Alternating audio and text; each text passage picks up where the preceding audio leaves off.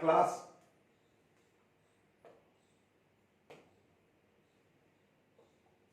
चलिए, तो हम लोग अभी तक क्या पढ़ चुके हैं?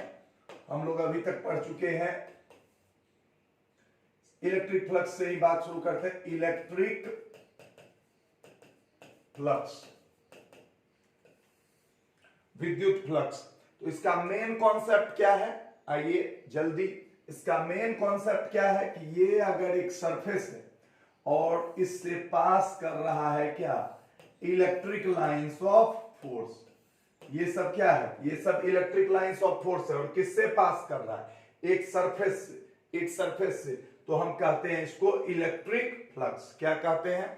Electric flux through this surface, यानी इलेक्ट्रिक का बहाव, यानी इलेक्ट्रिक फील्ड का बहाव किससे? इस सरफेस। सिंपल।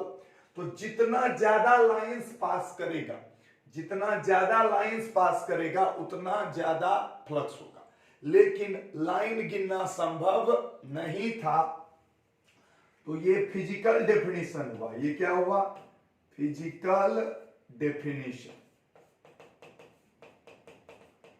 ठीक है, कि number of lines passes through any surface, number of lines passes through any surface is called electric flux, is called electric flux.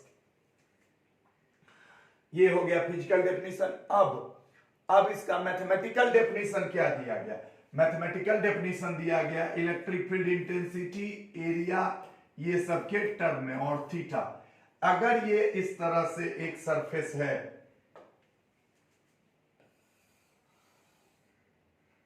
यहां इसका एरिया वेक्टर इधर है ऐसे, ये एंगल है थीटा, ये है इलेक्ट्रिक फील्ड इंटेंसिटी। ठीक है, तो इस सरफेस से जो फ्लक्स गुजरेगा, इस सरफेस से जो फ्लक्स गुजरेगा, इलेक्ट्रिक फ्लक्स, इस सरफेस से जो इलेक्ट्रिक फ्लक्स गुजरेगा, फ्लक्स इक्वल टू होगा E A cos theta. Flux equal to क्या होगा? E A cos theta. ध्यान से सुनिए, इस सरफेस से जो फ्लक्स गुजरेगा, तो फ्लक्स निकालने के लिए आपको क्या क्या आना चाहिए? ये कल प्रूफ पढ़े, इसका प्रूफ पढ़े। तो फ्लक्स निकालने के लिए आपको क्या क्या पता होना चाहिए? सरफेस पर इलेक्ट्रिक फील्ड, ये इलेक्ट्रिक फील्ड इंटेंसिटी कहां से गुजर रहा है? सरफेस से। ये बात बहुत ही कॉन्सेप्चुअल है कि हमको इलेक्ट्रिक फील्ड इंटेंसिटी कहां चाहिए? सरफेस पर। एरिया चाहिए उस सरफेस का, और थीटा जो है, ई क्या है? Electric field intensity at surface, electric field intensity at surface. ध्यान से सुनिए, आज का क्लास अंत तक करने के बाद आपको महसूस होगा कि आप गॉस के नियम को खुद से डिराइव कर सकते हैं। गॉस का नियम आपको अपने आप पता चल जाएगा कि वाह, यही था गॉस का नियम। देखिए, मेरे पढ़ाने का तरीका ही ऐसा है, हम जबरदस्ती माथा पे रखते नहीं है, हम चाहते हैं कि आपको चीजें समझ में आए, अपने आप समझे। तो ई क्या है? Intensity, electric field intensity at surface. A क्या है? Area of surface. और थीटा क्या है? Angle between electric field and area vector, angle between electric field and area vector. ध्यान से सुनिए, अब हमको या तो इलेक्ट्रिक फ्लक्स का ये वाला फिजिकल डेफिनेशन का यूज करना है, या मैथमेटिकल डेफिनेशन का यूज करना है। ये क्या हो गया? Mathematical definition. ये क्या हो गया? Mathematical definition.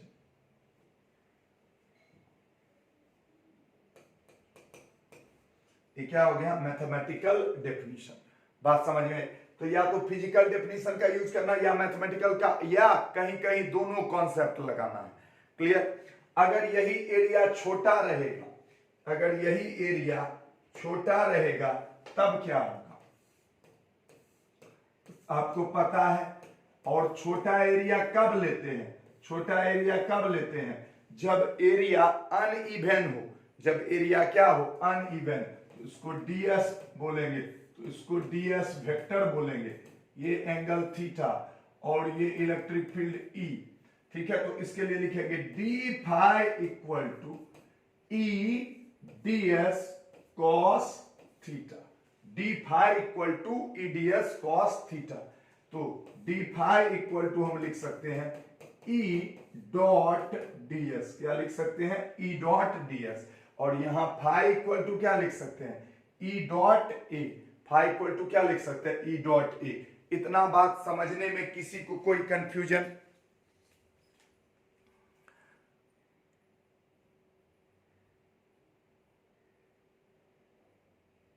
इतना बात समझने में किसी को कोई कंफ्यूजन? पक्का? ठीक, ये क्लियर हो गया, ये आपको आना चाहिए। अब हम क्या क्या चीज पढ़ाए थे, ध्यान से सुनते जाइए, ध्यान से सुनते जाइए, हम क्या क्या चीज पढ़ाए थे। देखिए, जो जो पढ़ाए थे उसी पे कंसंट्रेट करना है। कल भी जो हम बात कर रहे थे, जो जो पढ़ाए थे उसी पे कंसंट्रेट करते हुए आगे की ओर निकल जाएंगे। अगर ये कोई सरफेस है, बंद सरफेस, क्लोज्ड, और बाहर से इलेक्ट्रिक लाइन ऑफ फोर्स ऐसे करके जा रहा है, बताइए तो इसमें फ्लक्स कितना होगा? F phi net equal to कितना होगा? जल्दी जवाब दीजिए। बाहर से लाइंस जा रहा है, फाई नेट का मान कितना होगा? फाई नेट का मान कितना होगा? 0। क्यों? क्योंकि जितना लाइन घुसा उतना लाइन निकला, घुसने वाले को माइनस फ्लक्स, निकलने वाले को प्लस फ्लक्स। कोई कंफ्यूजन? अरे बोलिए, तो इसका आंसर क्या होगा? 0। इसमें कोई फॉर्मूला लगाने की जरूरत नहीं, इसमें कॉन्सेप्ट लगाए, अंदर निगेटिव, बाहर पॉजिटिव, 0। अच्छा, ये कोई सरफेस है और यहां चार्ज रखा हुआ है, ठीक है, तो फ्लक्स का मान कितना होगा इस सरफेस से?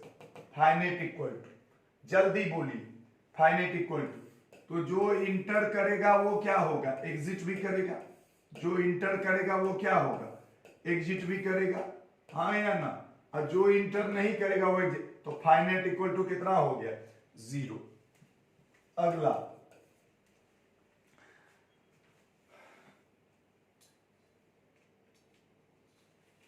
ठीक है, अगला क्या होगा? देखिए ध्यान से, इसमें अंदर में चार्ज है, तो अब फाइनेट क्या होगा? अब फाइनेट क्या होगा? ग्रेटर देन 0, लेसर देन 0 की 0?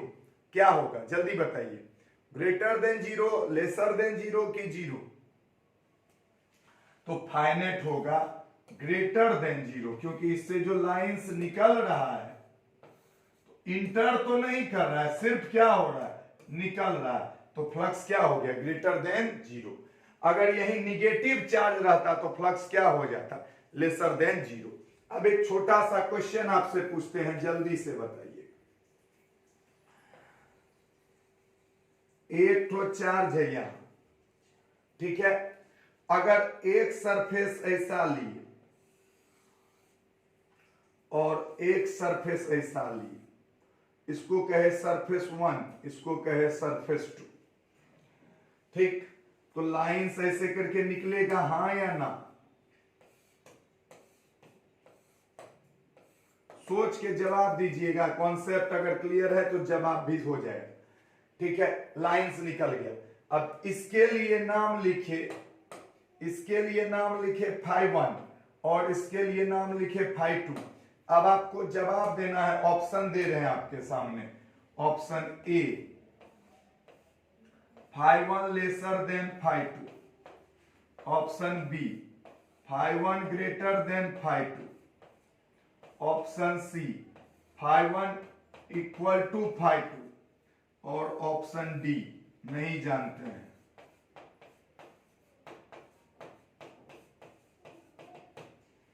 जल्दी बताइए, इसमें से कौन सा ऑप्शन सही है? चार्ज यहां है, एक सरफेस ये है, ये सरफेस छोटा है, ये सरफेस बड़ा है, ठीक है, कंफ्यूज हुए? क्या आंसर होना चाहिए? छोटा बड़ा से मतलब नहीं है, मेन कॉन्सेप्ट देखिए, जितना लाइन इससे पास कर रहा है उतना ही लाइन ना इससे भी पास कर रहा है, तो φ1 इक्वल टू क्या होगा, आंसर क्या होगा, φ1 इक्वल टू φ2। तो जब इस तरह का सिचुएशन हो कि आपको लाइंस दिख रहा हो या समझ में आ सकता हो, बात समझ में आई, जब लाइंस दिख रहा हो और आपको समझ में आ सकता हो, तब आप नंबर ऑफ लाइन पे ध्यान दीजिए कि जितना लाइन इसको क्रॉस कर रहा है उतना ही इसको क्रॉस कर रहा है। एक तीसरा भी सरफेस बना देंगे तो कोई फर्क नहीं पड़ता है, उसका भी फ्लक्स बराबर ही होगा, क्योंकि जितना लाइन घुसा निकल रहा है वो तो तीनों से निकल रहा है, तो तीनों के लिए फ्लक्स का मान क्या होगा, बराबर। ये बहुत ही कॉन्सेप्चुअल चीज है, अब इसका हम उपयोग करेंगे, तो इसका जल्दी से स्क्रीनशॉट ले लीजिए, ये अच्छा सा एक पार्ट है।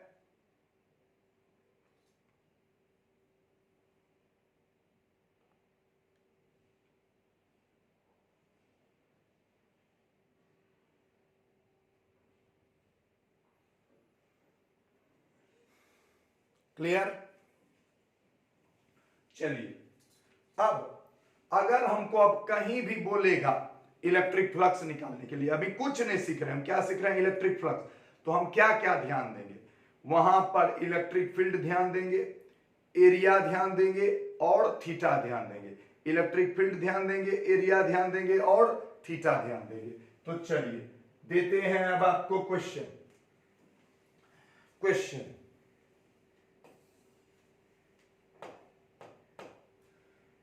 क्या है, क्वेश्चन है, गौर से देखिए, यहां एक चार्ज है Q और यह एक स्फीयर है, यह क्या है, एक स्फीयर, इसका रेडियस है R, इस स्फीयर का, ये क्या बनाए हैं, स्फीयर, गोला, ठीक है। तो कहता है फाइंड द फ्लक्स, यानी कि electric flux, find the electric flux through this surface. अब आपके सामने क्या है, एक गोला है, बीच में एक चार्ज रखा हुआ है Q, कहता है इसके लिए इलेक्ट्रिक फ्लक्स निकालिए। बहुत ही सिंपल सा क्वेश्चन है, हम आपके सामने अभी तुरंत इसको बनाएंगे, आप इसको समझ लीजिए, देख लीजिए क्या कर, हम क्या समझे थे, फ्लक्स, अब तो लाइन तो दिख नहीं रहा है, हमको किस कॉन्सेप्ट पे जाना है, हमको मैथमेटिकल वाले कॉन्सेप्ट पे जाना है। लाइन दिख नहीं रहा है, हमको किस कॉन्सेप्ट पे जाना है, बोलिए, हमको मैथमेटिकल वाले कॉन्सेप्ट पे जाना है। अच्छा, अब मैथमेटिकल वाला कॉन्सेप्ट क्या था, formula phi equal to EA cos theta, यानी कि हमको ये सतह तो यहां है, सतह पे क्या चाहिए, इलेक्ट्रिक फील्ड, सतह क्या चाहिए, एरिया, और एंगल क्या चाहिए, इलेक्ट्रिक फील्ड और सतह एरिया वेक्टर के बीच का एंगल। अब गौर से देखिए, इससे जो लाइन यहां अगर एरिया वेक्टर निकालेंगे, यहां ऐसा, ये हो गया एरिया वेक्टर, या इसको DS वेक्टर का लीजिए आप,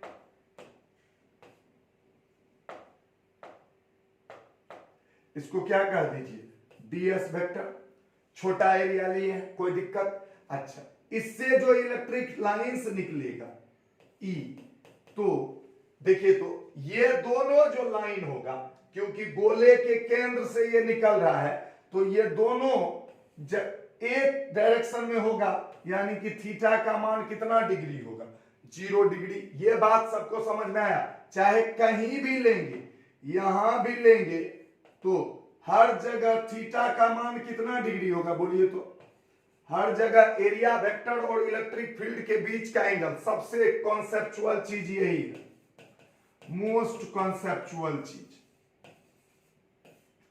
कि आप इलेक्ट्रिक फील्ड और एरिया वेक्टर के बीच एंगल देखें, ठीक। तो थीटा का मान कितना डिग्री होगा? हर जगह कहीं भी देखिएगा तो थीटा का मान कितना डिग्री होगा? 0 डिग्री। ये बात माने या नहीं माने, हाँ या ना? अच्छा, अब Q चार्ज से R दूरी पर इलेक्ट्रिक फील्ड का फॉर्मूला, Q चार्ज से R दूरी पर इलेक्ट्रिक फील्ड इंटेंसिटी का फॉर्मूला क्या होता था? KQ/R²।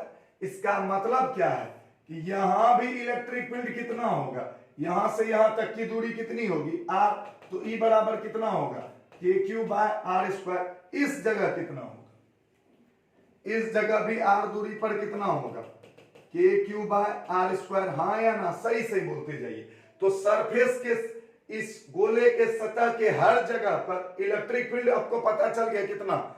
KQ/R²। ये भारी लगा? सही से बोलिए। इलेक्ट्रिक फील्ड इंटेंसिटी कितना आ गया? KQ/R²। थीटा कितना आ गया? 0। अच्छा, पूरे सतह का अगर क्षेत्रफल देखेंगे तो गोले का, स्फीयर का एरिया कितना होता है? बोलिए तो 4πr²। बोलिए, ये तीनों चीज समझने में आपको कहीं कोई गड़बड़ी, कोई दिक्कत? तो अगर हमको फ्लक्स निकालना, देखिए अगर आप ऑफलाइन क्लास में होते तो हम गारंटी के साथ कहते हैं कि आपको बनवाते ही, देख के बनवाते कि चलो अभी बनाओ। लेकिन ऑनलाइन क्लास और ऑफलाइन क्लास में एक भयानक वाला अंतर है। पूछिए क्यों? क्योंकि ऑफलाइन क्लास में ज्यादा बच्चा क्यों सीखता है? आपको पता है? ऑफलाइन में ज्यादा सीखता है, कमजोर बच्चा भी थोड़ा बहुत सीख लेता है।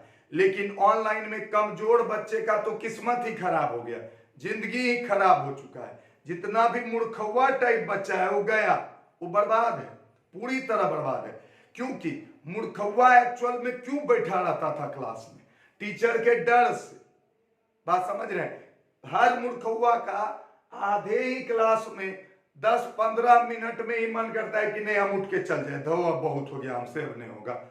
हर लगभग मूर्खवा, चूंकि वो मूर्खवा है, आप तो नहीं है, आप तो होशियार है, तो चूंकि वो मूर्खवा है तो मूर्खवा के साथ ये होता ही।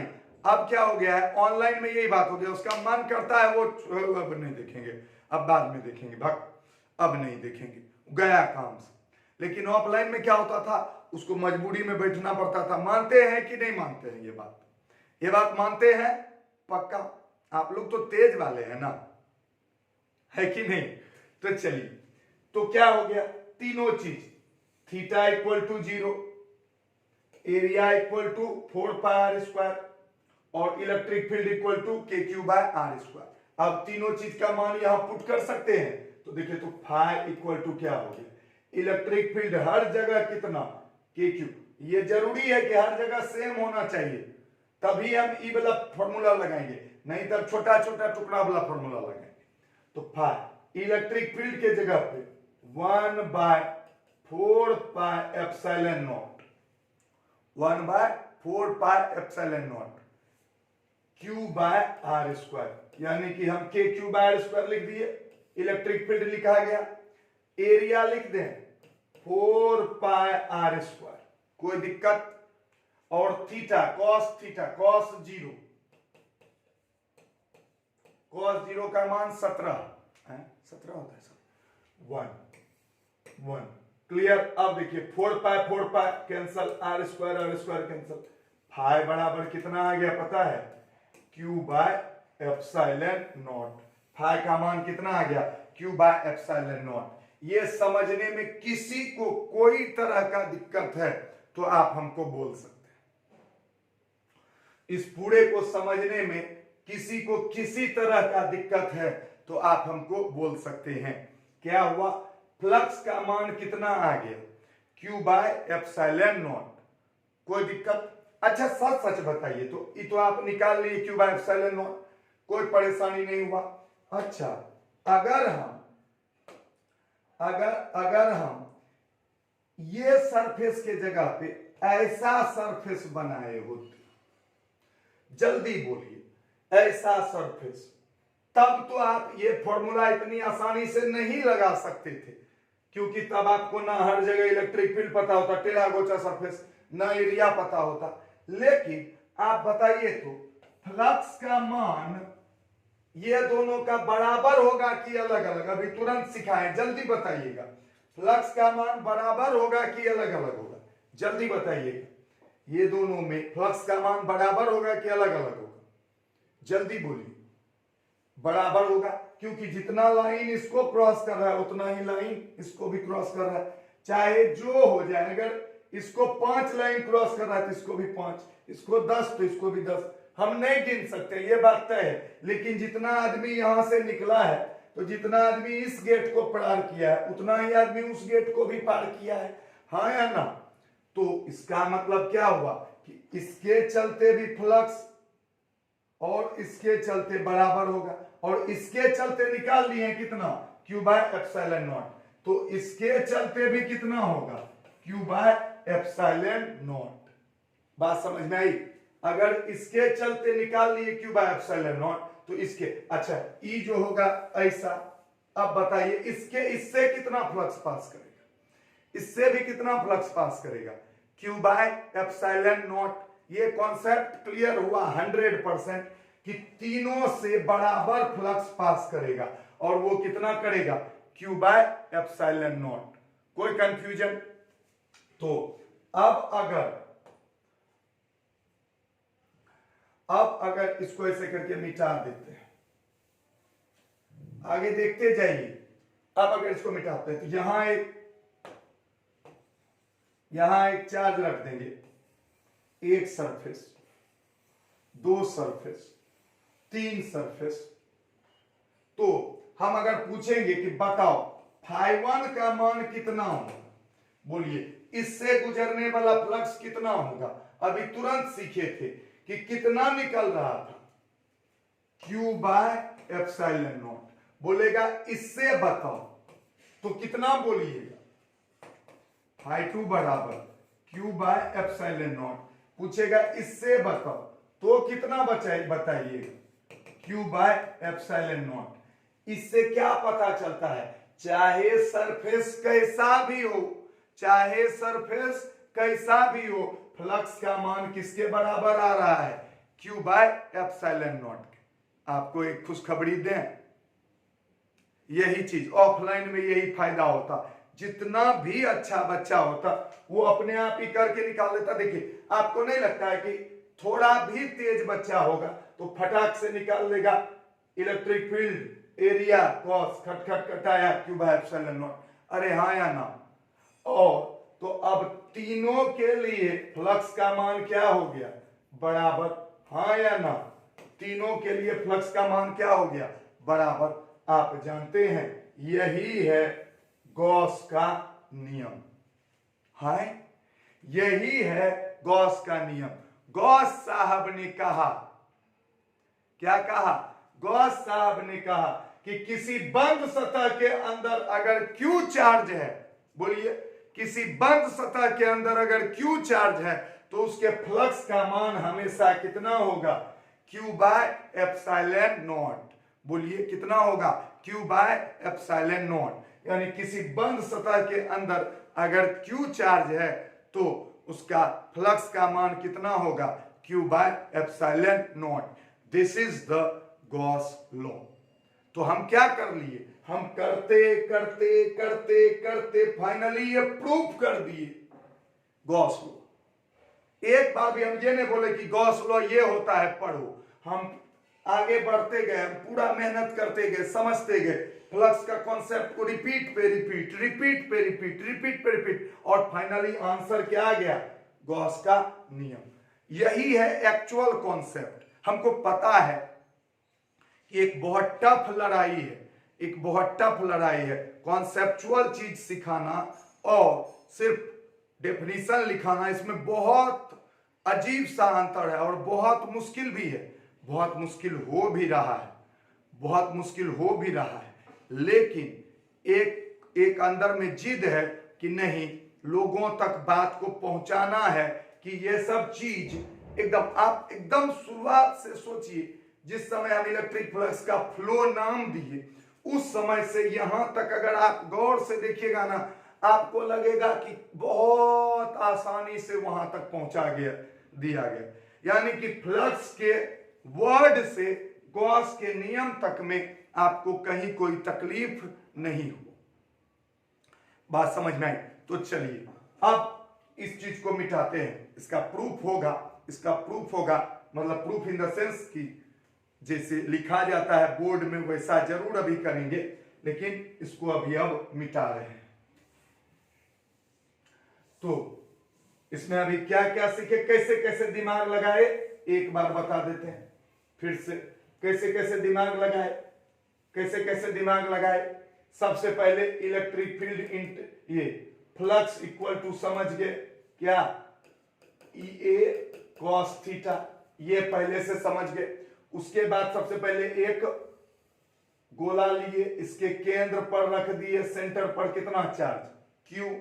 उसके बाद दिमाग लगाए कि हर जगह इलेक्ट्रिक फील्ड इंटेंसिटी का मान क्या होगा, सेम होगा अगर रेडियस r है। देखिए कितना आश्चर्य है, गोले पे निकालना आसान है लेकिन टेढ़ा गोचा पे निकालना आसान नहीं है। यही दिमाग लगाए गॉस साहब, अगर थोड़ा भी मन में लग रहा होगा वो इसी चीज के लिए, तो ये चीज तो कोई भी आदमी कर सकता है। ठीक है, इलेक्ट्रिक फील्ड का मान कितना, KQ/r², एरिया का मान कितना 4πr², और हर जगह एरिया वेक्टर के साथ थीटा का मान कितना 0। तो फ्लक्स का मान सीधे आ गया 1/4πε0 Q/r² गुना 4πr² cos 0, r² 4π कैंसल, आ गया Q/r।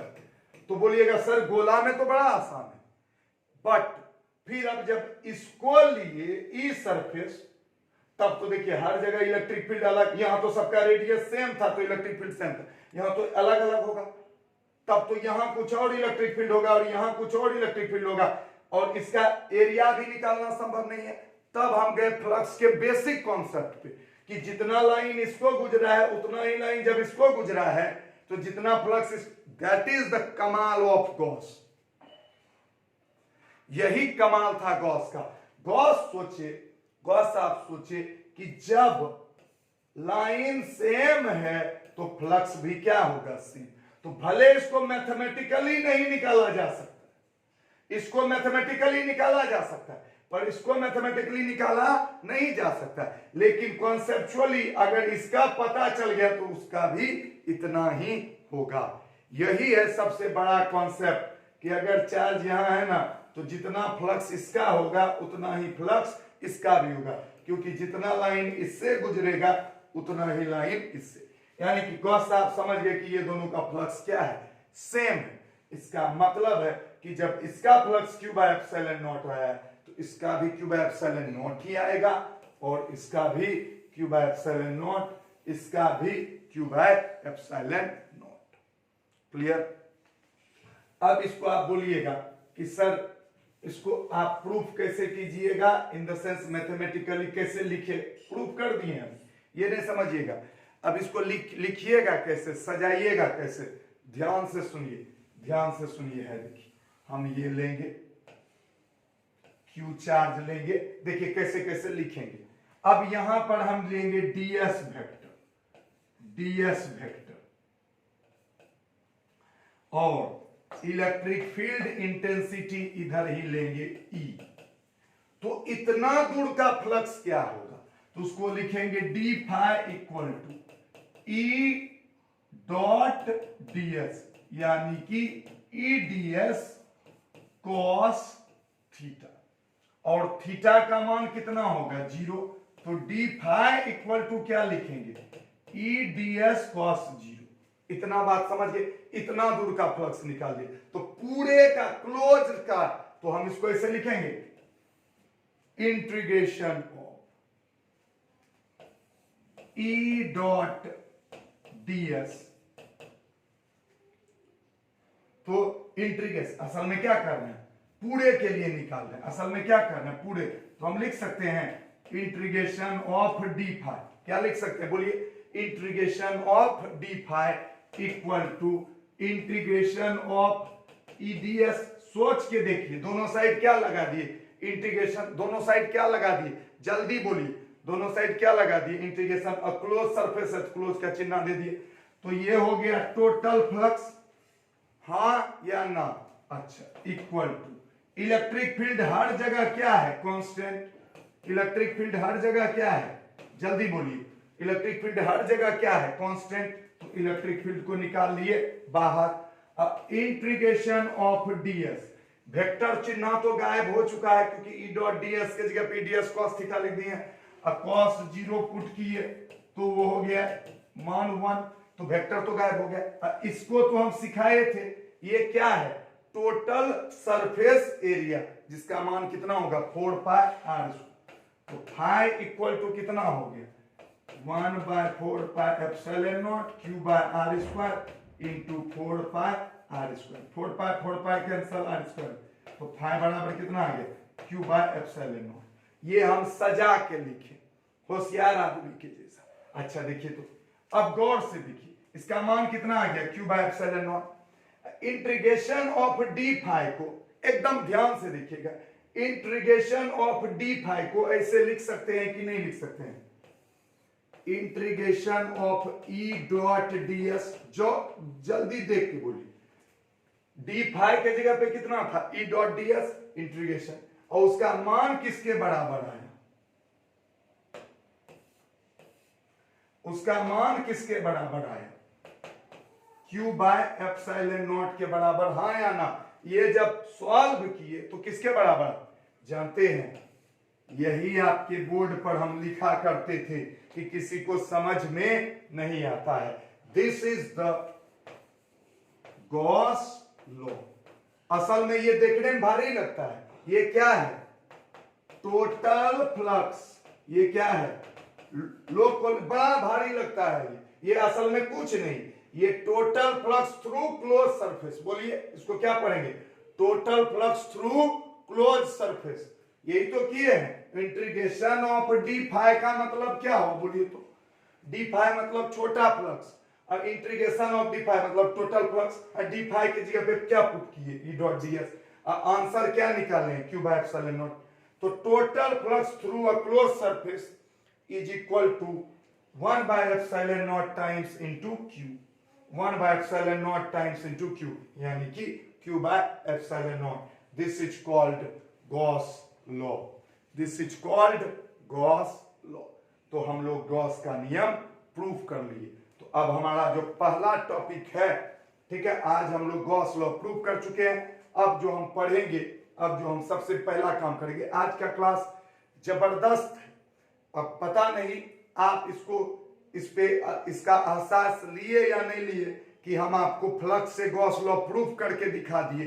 अब ये तो आपकी मर्जी है, और अगर आपको लगा कि नहीं भाई फ्लक्स से गॉस लॉ प्रूफ हो सकता है, देखिए चाहते तो 90%, अगर आप पूछिएगा, बहुत सारे बच्चे मैसेज करके बताए कि बहुत जगह बता दिया जाता है, इसको कहते हैं गॉस लॉ। प्रूफ कहां से आया, कैसे ये आ गया, पता ही नहीं चल रहा है। ठीक है, तो इसको मिटा रहे हैं। अब जो टॉपिक का नाम है, टॉपिक का नाम है, आज लिखे नहीं है, आज आपके सामने लिखेंगे। क्यों पूछिए? क्योंकि ये जो टॉपिक है ये बिहार बोर्ड में भी पूछा जाता है। तो फ्लक्स तक पढ़ चुके हैं, तो आज पढ़ेंगे proof of Gauss law from, कहां से?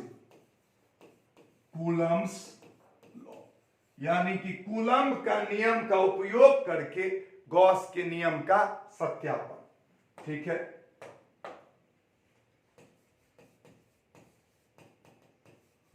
कूलम्ब के नियम के उपयोग से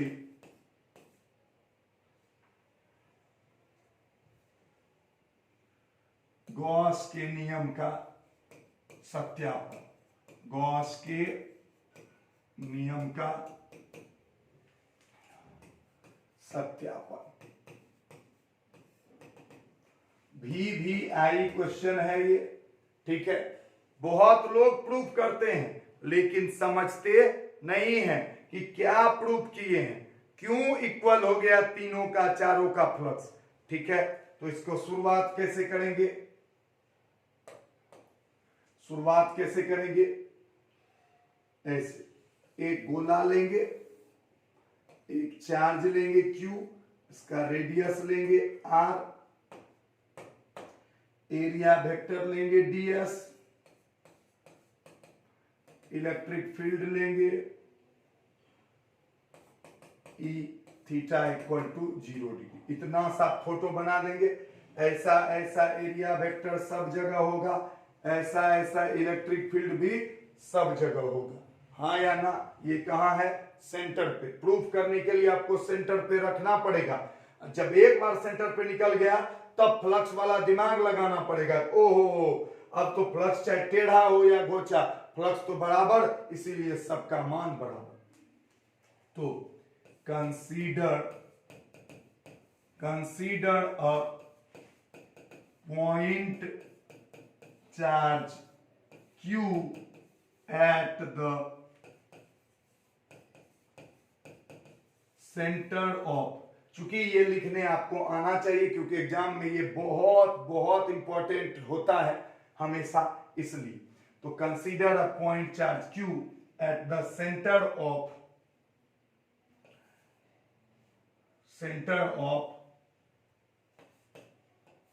hollow sphere of radius r. We have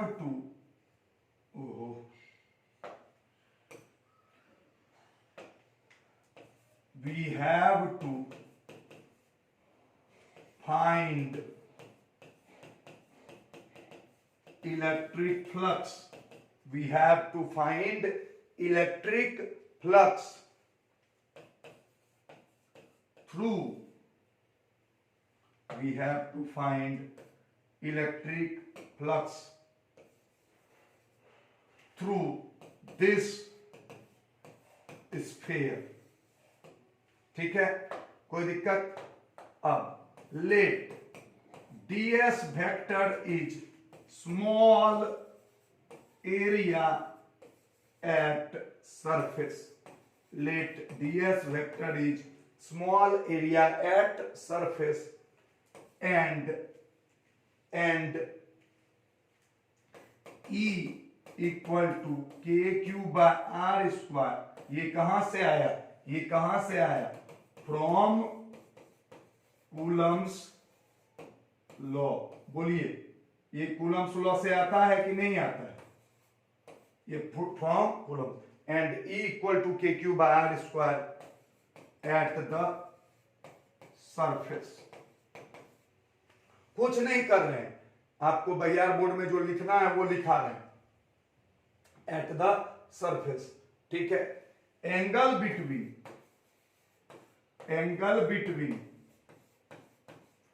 ds vector and electric field vector is theta equal to 0 degree. ठीक है, क्लियर। अब ध्यान से देख लीजिए, लिखवा देंगे, कोई बात नहीं है। अब क्या होगा, now d phi equal to E, सब आपको पढ़ाया हुआ अभी तुरंत। D phi equal to E dot ds। ये कहां से आया, from definition of flux, from definition of electric flux, d phi equal to E dot ds। कोई कंफ्यूजन, तो total flux through surface is integration of D phi for close surface, यानी integration of E dot ds। कोई confusion, इसका मतलब यही हुआ क्योंकि इस यही लिखा हुआ है। अब हम इसको क्या लिख सकते हैं, इसको लिख सकते हैं E d s cos theta, हाँ या ना। चूंकि थीटा इक्वल टू कितना डिग्री, 0, तो हम लिख सकते हैं E d s cos 0 equal to, E बाहर कर लीजिए और ds। ई का मान आपको पता है 1/4 pi epsilon naught q by r square, और ds का मतलब इंटीग्रेशन ऑफ ds, जब वेक्टर दे देंगे तब तो क्लोज में 0 हो जाएगा, लेकिन इसका मान कितना होगा 4 पाई r स्क्वायर, हाँ या ना। तो पुट कर देंगे 4 पाई r square, 4 pi cancel r square, तो अब इसका मान कितना आ गया यहां, यानी कि हम फाइनली क्या लिख सकते हैं, फाइनली लिख सकते हैं integration of E dot D S equal to Q internal. Internal क्यों रखे, क्योंकि अंदर का चार्ज था, by epsilon. This is the proof of Gauss law mathematically. अब इसमें थोड़ा कॉन्सेप्ट तो देख लीजिए, ये लिखिए, ठीक है, जल्दी से इसका स्क्रीनशॉट ले लीजिए, जल्दी से स्क्रीनशॉट ले लीजिए, ठीक है। आज कुछ लिख के नहीं रखे हैं, ठीक है, लेकिन आप चूंकि आज हमको ये चीज, ये VBI फॉर बोर्ड है, तो आपको ये चीज समझाना था कि आपको कैसे लिखना है, इसलिए, ठीक है। इतना हो गया, उसके बाद आप इसका फोटो ले सकते हैं, इसका स्क्रीनशॉट, ये प्रूफ हो चुका है। अब ध्यान से देखिए, नाउ गौर से देखिए क्या लिखेंगे, now if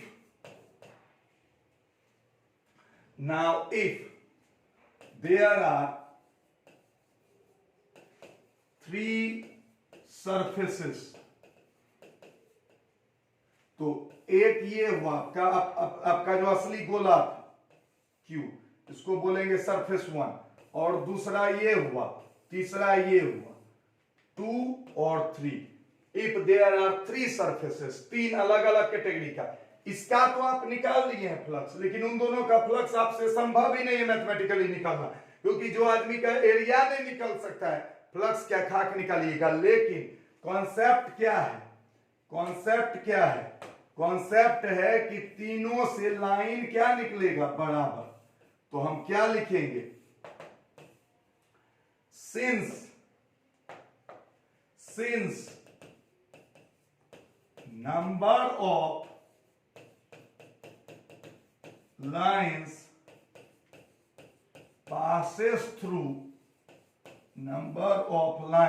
passes through each surface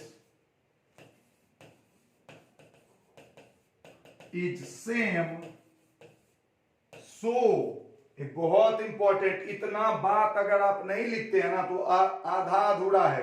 बहुत लोग वहां तक प्रूफ कर देते हैं, ये वाला चीज आप खोजिएगा कॉपी में नहीं मिलेगा। तो सो क्या लिख सकते हैं, φ1 equal to φ2 equal to φ3 equal to कितना, Q बाय एप्सिलॉन नॉट, क्योंकि इससे निकल चुका है कितना, Q बाय एप्सिलॉन नॉट, और तीनों बराबर है, यानी तो इससे हम कह सकते हैं, so we can say that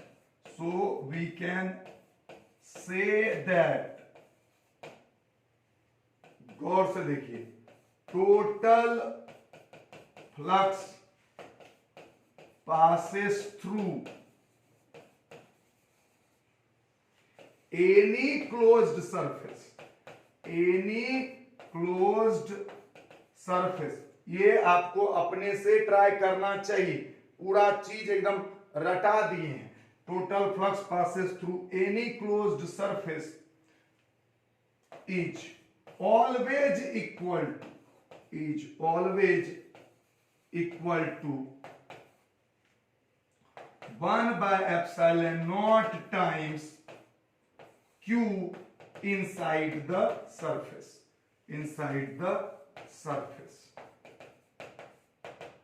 तो हम क्या लिख सकते हैं कि किसी बंद सतह में अगर Q चार्ज रखेगा तो टोटल फ्लक्स क्या होगा, 1 by epsilon naught Q।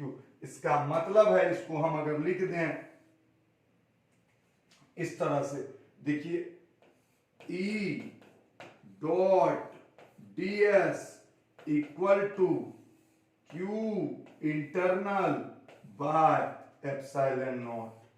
This is the, यही है गॉस का नियम और यही है उसका स्टेटमेंट। यही है गॉस का नियम और ये है उसका स्टेटमेंट। ठीक है, कि total flux passes through any close surface is always equal to 1 by epsilon naught times charge inside the surface. यहां जो Q इनसाइड है इसको आप लिख सकते हैं ना, क्या, चार्ज इनसाइड द सरफेस। तो दिस इज द मेन बात ऑफ गॉस लॉ। ठीक है, उधर पूरा मैथमेटिक्स वो इजी था, तो जल्दी से इसका स्क्रीनशॉट ले लीजिए। अगर आपको क्लास पसंद आया हो कि, और आप पता कीजिए कितना आदमी फ्लक्स से गॉस लॉ तक, आप पूरा पीछे का क्लास देखिएगा आज, अगर आपको मौका मिले तो। आपको मौका नहीं मिल पाता है ये अलग बात है, पीछे का क्लास पूरा देखिएगा तो आप गौर कीजिएगा कि फ्लक्स से गॉस लॉ तक हर जगह कॉन्सेप्चुअली धीरे धीरे आगे बढ़ते बढ़ते proof. This is called the real concept. ठीक है, आई होप आप समझ रहे होंगे। तो इसका स्क्रीनशॉट तो 3 पेज है। ठीक है, 2 मिनट रुक जाइए, 2 मिनट, क्योंकि जाने तक और भी कुछ अच्छी बातें बताएंगे, इसीलिए बोल रहे 2 मिनट रुक जाइए। इसका हिंदी तुरंत हम लिख देंगे, इसका हिंदी हम तुरंत लिख देंगे। Consider a point charge Q, कुछ नहीं है ये सब। ठीक है, देखिए कुछ नहीं लिखना है, वही चीज को हिंदी में देखिए कितना जबरदस्त है। माना कि एक बिंदु आवेशित कण जिसका आवेश ये माहौल सिर्फ बनाया गया है लिखने वाला, ये माहौल सिर्फ बनाया गया लिखने वाला, ये कभी नहीं किसी बच्चे का फायदा किया है। आप गौर से देख लीजिए, एक भी बच्चा अगर आप देख लीजिएगा जो कि बैठ के उतारा हो और वो अच्छा कंपटीशन निकाल लिया हो, नहीं संभव है। लेकिन यहां माहौल है, यहां लगता है कि हमको पहले बोर्ड, वो लिखने से पहले बोर्ड के बारे में सोचता है। ठीक है, माना कि एक बिंदु आवेशित कण जिसका आवेश Q है, एक गोले के केंद्र पर रखा हुआ है, जिसका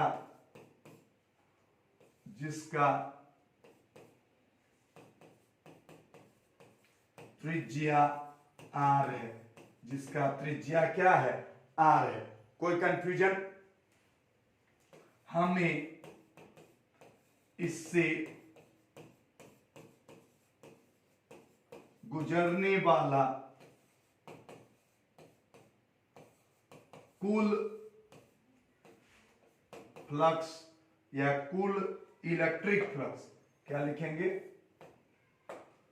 कुल इलेक्ट्रिक फ्लक्स ज्ञात करना है। क्या लिखे सोचिए तो, सोच के देखिए तो क्या लिखे। इतना जो समझाए उसकी तुलना में इसका कोई औकात है? यहां बिंदु है, ये गोला है, लिखे R त्रिज्या, कोई औकात नहीं है। ठीक है,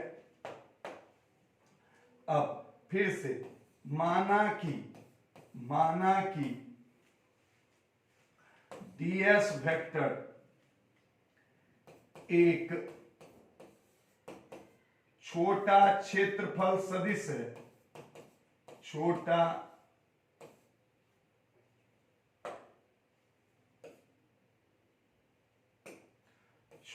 क्षेत्रफल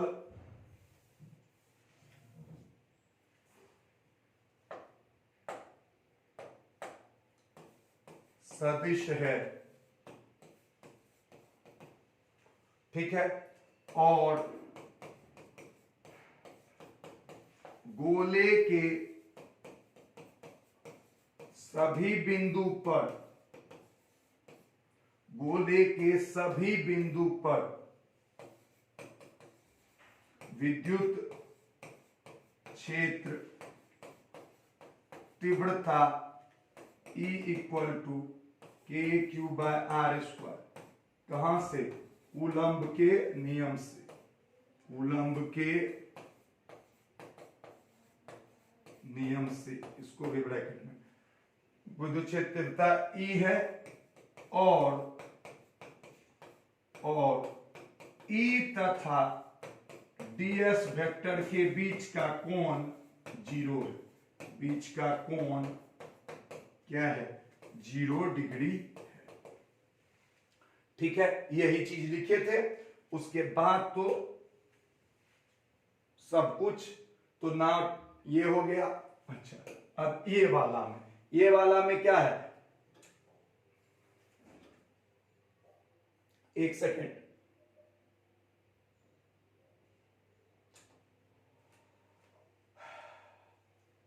परेशानी होती है, लाइट कट जाने पे ये बंद हो जाता है, जबकि इन्वर्टर है तो ये थोड़ा सा प्रॉब्लम वाला बात है, पर कोई बात नहीं है, 1 मिनट में आ जाएगा।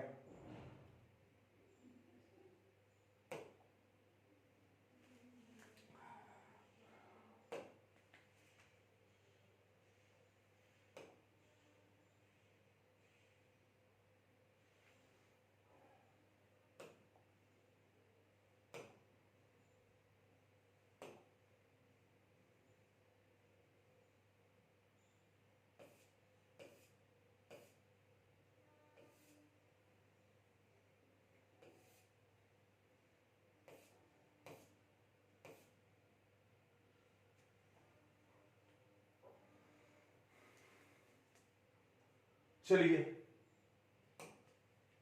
लगता है वो गायब हो गया। ठीक है, क्या कीजिएगा? तो कुछ नहीं किया जा सकता है। ठीक, आई होप आप स्क्रीनशॉट ले लिए होंगे, और अगर नहीं लिए हैं तब तो अच्छी बात है, फिर कल हम लिख के रखेंगे। तो वही था हिंदी वाला, इंग्लिश वाला। तो अब हम लिख देते हैं सीधा गॉस लॉ। माफ कीजिएगा, इसका कुछ इलाज ढूंढना होगा। तो गॉस लॉ, तो गॉस लॉ क्या होगा? गॉस लॉ होगा integration of E dot ds equal to Q internal by epsilon naught. यानी कि किसी भी कैसा भी सरफेस रहे, अगर उसके अंदर चार्ज Q है तो फ्लक्स का मान कितना हो जाएगा? फ्लक्स इक्वल टू हो जाएगा Q by epsilon naught. Flux equal to कितना हो जाएगा? Q by epsilon naught. और इसी को खाली ऐसे लिख दिए हैं, दैट्स ऑल। ठीक है, अब 1 मिनट ध्यान से सुन लीजिए, 1 सेकेंड के लिए। अब अगर आपके सामने क्वेश्चन रहेगा कि ये एक क्यूब है, ये एक क्या है? क्यूब है। आप एक बार देख लीजिएगा, पीछे वीडियो में तो सब कुछ होगा ही ना। ये अगर एक क्यूब है और इसके अंदर चार्ज कितना है? Q। इसके अंदर चार्ज कितना है? Q। ठीक है, तो फ्लक्स इक्वल टू हो जाएगा, जल्दी बताइए, गोला नहीं है फिर भी फ्लक्स का मान कितना होगा? है तो ये बंद ही सरफेस, तो जितना इस गोले से फ्लक्स निकलेगा उतना ही, तो फ्लक्स का मान कितना हो जाएगा? Q internal by epsilon not. यही है गॉस का फायदा। यानी गॉस साहब जैसा दिमाग लगा दिए कि कैसनो सरफेस रहेगा, अगर यहां भी Q चार्ज रहेगा ना, ठीक है, यहां भी Q चार्ज रहेगा, आपसे पूछेगा फ्लक्स बता, तो आप क्या बोलिएगा? Q by epsilon not. यही लोग रटता है, आपको बार बार बोल रहे हैं क्या कि किसी बंद सतह से गुजरने वाला कुल फ्लक्स उसके अंदर के चार्ज का 1/ε0 गुना होता है। ठीक है, तो ये हो गया, ये सब याद रखिएगा। कल ये सब परसों, अच्छा बता दे रहे हैं, कल संडे को एप्स के बारे में, app world of physics app के बारे में बताया जाएगा। तो जिस समय भी, हमको पूरा भरोसा है कि कल शाम में बताया जाएगा, तो जिस समय भी बताया जाएगा आप लोग जुड़ के समझ लें, सीख लें, देख लें, और परसों से ऐप पे भी काम शुरू हो जाएगा। ठीक है, ध्यान से देखें। तो गॉस के नियम का हिंदी रूप लिख देते हैं। ठीक है, किसी, जो इंपॉर्टेंट बात है, किसी, जो छूटा हुआ था वहां, किसी बंद सतह से गुजरने वाला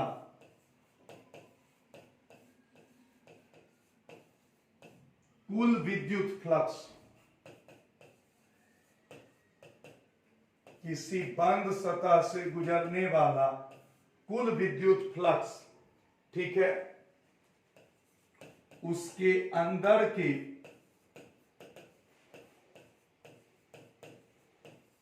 आवेश का 1/ε0 गुना होता है, बस। ठीक है, यानी कि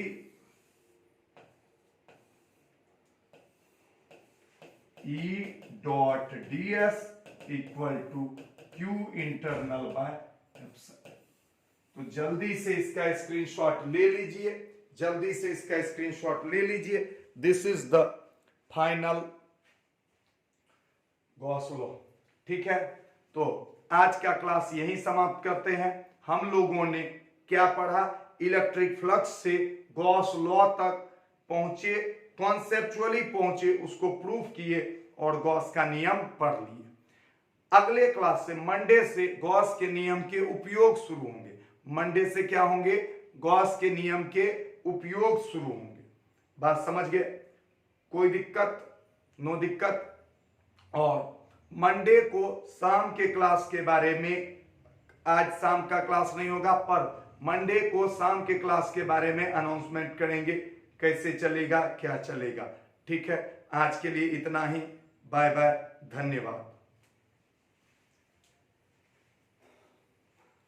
अगर आप लोगों को कॉन्सेप्ट पसंद आया होगा तो लाइक करें, सब्सक्राइब करें, कमेंट करें, हमको भी प्रोत्साहित करें और बुरी भावना से बचें। Bye bye.